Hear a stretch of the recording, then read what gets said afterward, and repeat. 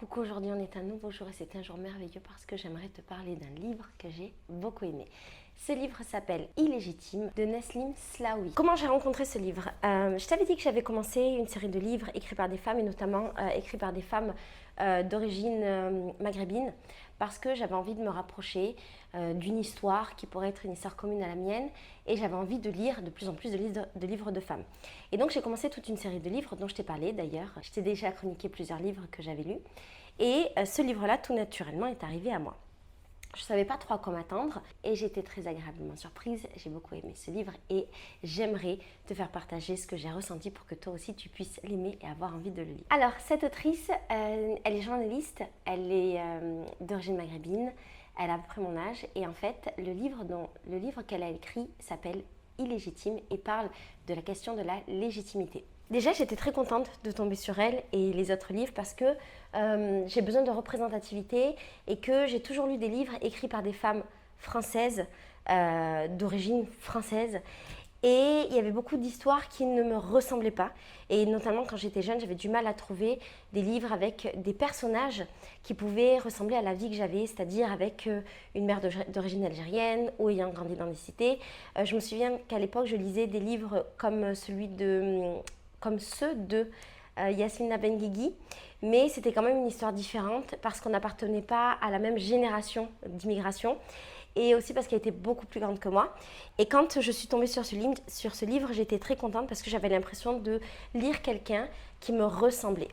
C'est une femme arabe et c'est une femme qui a étudié à Sciences Po et qui dans son livre va nous parler de cette notion de légitimité, d'illégitimité qu'elle a ressentie tout le long de sa vie et notamment de ses études et de sa carrière professionnelle. Elle nous parle de toutes ses difficultés, de toutes les contradictions qu'elle peut retrouver entre sa culture, entre la culture française, qui est aussi sa culture, entre le milieu d'où elle vient et le milieu dans lequel elle est. Elle vient d'une famille très modeste, elle a grandi dans une cité, sa mère est femme de ménage, son père est ouvrier. Et le milieu où elle est, c'est-à-dire le milieu de Sciences Po, un milieu très privilégié avec des gens qui ont beaucoup plus d'argent et qui ont une éducation complètement différente. Elle nous parle du milieu elle nous parle du milieu professionnel dans lequel elle évolue. Et elle nous parle aussi beaucoup de son histoire et de sa famille. C'est un des points qui m'a beaucoup touchée et que j'ai beaucoup aimé. Tous les passages où elle parle de sa mère, donc qui est femme de ménage, de son père qui est ouvrier. Je me souviens d'un passage que j'ai beaucoup aimé où elle parle de son père qui à un moment donné se blesse. Elle l'amène à l'hôpital et elle voit la différence de traitement qu'il y a entre lui et les autres patients. Elle parle des difficultés du quotidien et du racisme qu'ont pu vivre ses parents et les gens autour d'elle. Et ça m'a beaucoup touchée parce que c'est pas des choses que moi j'ai pu vivre. Je sais pas si ma mère a pu le vivre aussi, mais c'est des choses qu'ont pu vivre mes amis, les mères de mes amis, mes tantes, probablement ma grand-mère, probablement mon grand-père. Et d'ailleurs, quand je lisais l'histoire de son père, j'avais un peu l'impression d'être face probablement à ce qu'avait pu ressentir mon grand-père parce que il est cet immigré de la première génération qui est venu en France pour construire la France. Ce qui est intéressant, c'est qu'elle parle de son histoire et de son héritage. Qu'est-ce que c'est qu'être une femme maghrébine en France aujourd'hui? Comment on évolue dans cette société avec l'héritage qu'on porte et justement avec ce bagage de l'histoire de nos parents? Qu'est-ce qu'on en fait et comment est-ce qu'on arrive à surmonter les barrières mentales qu'on peut avoir, et je t'ai déjà fait une vidéo d'ailleurs sur ce sujet-là, et également le racisme structurel que l'on peut rencontrer en France. Ce qui est très intéressant également, c'est tous les passages où elle parle de l'école, et notamment le passage où elle explique comment elle a découvert l'existence de Sciences Po, et ça a beaucoup résonné avec moi parce que je me souviens que quand j'étais jeune et que j'allais passer mon bac, moi j'avais pas beaucoup de perspectives. Déjà, j'avais même pas imaginé aller à la faculté. Même si quand même ma mère m'a donné une très bonne éducation, que je lisais beaucoup de livres, qu'elle m'a beaucoup poussée à aller à l'école et je me souviens qu'elle me parlait d'études supérieures, mais en fait c'était tellement pas un modèle que j'avais.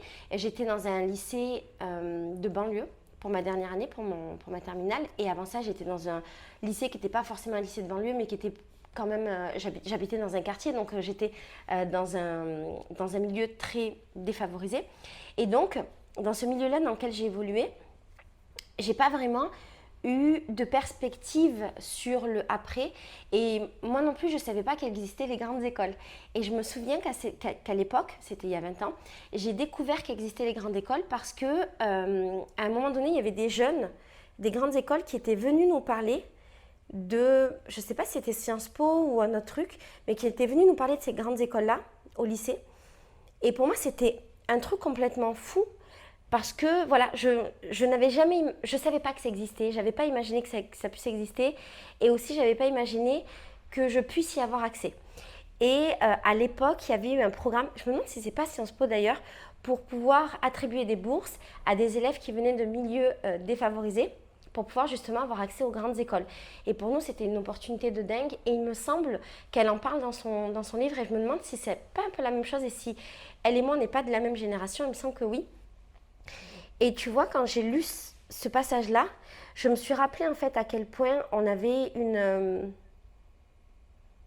un manque d'information, un manque de perspective, une sorte de misère éducative en fait, où on ne nous donne pas la chance de rêver à quelque chose de plus grand. Et ce quelque chose de plus grand est absolument accessible à tous les gens qui sont dans des milieux beaucoup plus favorisés. Je ne me souviens pas de jeunes qui viennent de milieux favorisés qui étaient surpris qu'il existe des grandes écoles, là où nous on l'était. Je ne sais pas si on peut le comprendre quand on ne vient pas d'un milieu comme celui d'où je viens. C'est un gros choc d'apprendre ce à quoi tu as droit, sauf qu'on ne te l'a jamais dit. Et en fait, ce livre, il m'a fait penser à ces moments-là, il m'a fait penser à ces déconvenues, ces découvertes, ces moments où tu vois, tu te rends compte qu'il existe un autre monde et qu'on ne t'a pas donné accès. Bref, l'autrice, elle nous parle de ce moment, elle parle de son entrée à Sciences Po, elle parle des chocs culturels en fait qu'elle a eu à Sciences Po et qui m'ont rappelé les chocs culturels que moi j'ai eu à la fac de droit, parce que finalement j'ai fait la fac de droit, et pour dire à quel point j'avais pas forcément de grandes ambitions. Je voulais faire une école d'assistante sociale, mais parce que ça me semblait accessible et normal. Je voulais finalement pas faire l'école d'assistante sociale et je voulais m'orienter pour faire un truc qui s'appelait les emplois jeunes à l'époque, et c'était en fait pourri. Et c'était vraiment le truc qu'on proposait aux jeunes des quartiers en fait. Tu vois, c'était l'alternative à la fac. Et la chance que j'ai eue dans ma vie, c'est que les emplois jeunes, donc emplois jeunes, c'était genre tu fais traverser les pieds à la sortie des écoles, tu fais ça 1 ou 2 ans, tu as un petit salaire et puis après tu vois ce que tu fais de ta vie. La chance que j'ai eue, c'est que ça a été supprimé ce programme-là au moment où j'ai eu mon bac. Et du coup, je me suis inscrite à la fac de droit, vraiment par hasard, parce que c'était une fac de centre-ville à Marseille et parce qu'il y avait ma pote qui allait. Donc finalement, j'ai fait des études et j'ai eu un master de droit. Et donc, en fait, il y avait beaucoup de choses dans son livre à elle qui résonnaient avec mon propre parcours. Quand j'arrive à la fac de droit et que je découvre ce monde et un autre monde, en fait, un monde de gens que moi, je voyais comme ultra privilégiés, ce qu'il n'était pas, en tout cas, il était beaucoup plus que moi. Un monde de personnes qui ont eu un accès auquel moi, j'ai peut-être pas eu. Et ça m'a vraiment ouvert l'esprit, en fait. Ça m'a ouvert l'esprit, ça m'a montré des perspectives, ça m'a permis de croire que je pouvais faire des choses. Et en même temps, ça m'a, par moments, souvent, ramené à ma condition de meuf qui venait de quartier et de meuf qui venait de meuf pauvre, en fait. Ce livre, il est hyper intéressant parce que il te met face à plein de questionnements que tu as pu avoir quand tu étais jeune, en tout cas moi. Il y a plein de questionnements que j'ai eus, plein de trucs dont j'avais pas forcément conscience et que j'ai pris conscience en grandissant. Et toutes les questions qu'elle se pose, la plupart, c'est des trucs que j'ai pu me poser aussi. Et ce qui est très intéressant dans son livre, c'est que, en fait, en gros, l'histoire, je suis désolée, j'ai l'impression que cette vidéo est très brouillon, donc je m'excuse, mais c'est parce que je comprends des trucs en même temps que je te parle. En fait, l'histoire, c'est que elle fait sa carrière, elle fait Sciences Po, elle fait sa carrière de journaliste. Et en fait, à un moment donné, il y a la pandémie. Et quand il y a la pandémie, elle décide de retourner chez ses parents, de retourner dans le quartier dans lequel elle a grandi. Et là, elle vit un choc culturel inverse. Et c'est aussi très intéressant de voir ça.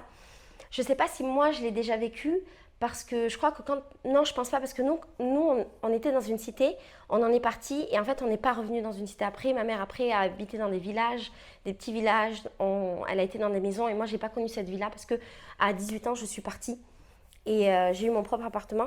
Donc, j'ai pas eu ce choc inverse, mais je peux totalement le comprendre, et peut-être que que j'ai pu le vivre quand j'ai retrouvé, en fait, des amis à moi, de mon quartier, et que j'ai vu en fait l'évolution qu'elles avaient vue par rapport à mon évolution. Je ne dis pas que la mienne était meilleure, mais en tout cas on avait des parcours totalement différents. Et les parcours qu'elles avaient, c'est peut-être des parcours que moi j'aurais pu avoir si j'étais moi aussi restée dans mon quartier ou pas.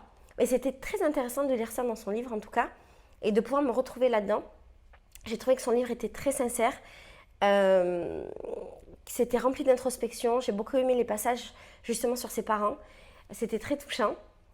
Et je ne sais pas si des personnes qui ne sont pas enfants d'immigrés, qui n'ont pas grandi dans des quartiers, qui n'ont pas été face à justement ces chocs de milieux sociaux, pourront comprendre son livre. D'ailleurs, j'ai lu dans les commentaires Amazon et autres qu'il y avait beaucoup de gens qui ne comprenaient pas, en fait. Et je comprends qu'on ne puisse pas comprendre. Parce qu'on ne peut pas se mettre à la place d'une personne ou d'une catégorie de gens dont on n'a pas vécu la même histoire et peut-être les mêmes traumatismes. Et donc, j'imagine que ça peut être compliqué, mais je crois que c'est quand même très intéressant de lire ce genre de livre pour essayer d'avoir l'empathie et la compréhension.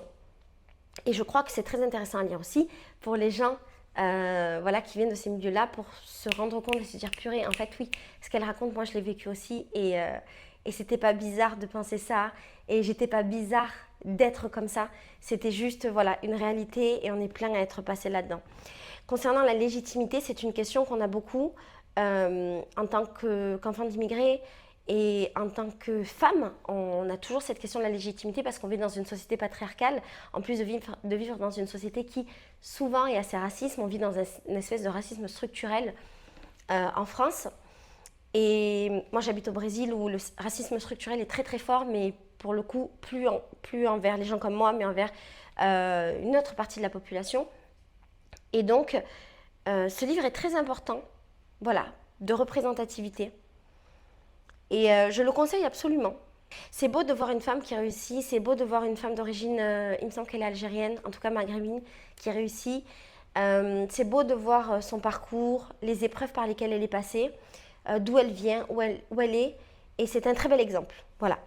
Je m'excuse si cette vidéo était un peu brouillon. J'ai mis du temps à la faire. Je sais pas pourquoi c'était compliqué pour moi. Je sais pas, peut-être parce que le livre m'a touchée, peut-être parce que je me suis retrouvée dans plein de trucs et que cette autrice, en fait, c'est typiquement le genre d'amie que je pourrais avoir, le genre de pote, et en même temps, je sais pas, je la connais pas. Mais tu vois, dans l'image que je me fais d'elle, c'est un peu le genre de meuf avec qui j'aimerais bien discuter, notamment de ces sujets pour peut-être comprendre plus de choses et peut-être. J'aurais aimé peut-être la rencontrer quand j'étais jeune pour me sentir légitime et à ma place dans les moments où je ne me suis pas sentie comme ça. Peut-être que la différence avec son parcours à elle, qui a fait que le mien était plus facile, c'est que moi j'ai fait une fac de droit où on était un petit groupe d'Arabes et on traînait ensemble. Et pour beaucoup de situations, on les affrontait ensemble. Et probablement que ça nous a beaucoup aidés et beaucoup sauvés. Et elle, dans son livre, de ce que j'ai perçu, elle est quand même très seule dans un environnement où c'est quasiment la seule maghrébine et donc elle n'a pas d'appui ou de personnes qui vivent la même chose. Donc voilà, c'est le genre de personne que j'aurais aimé connaître quand j'étais jeune et quand j'ai traversé ce genre de choses. Je te conseille ce livre, lis-le, dis-moi ce que tu en as pensé et dis-moi si tu le lis, reviens pour me dire. T'as bon? Ciao.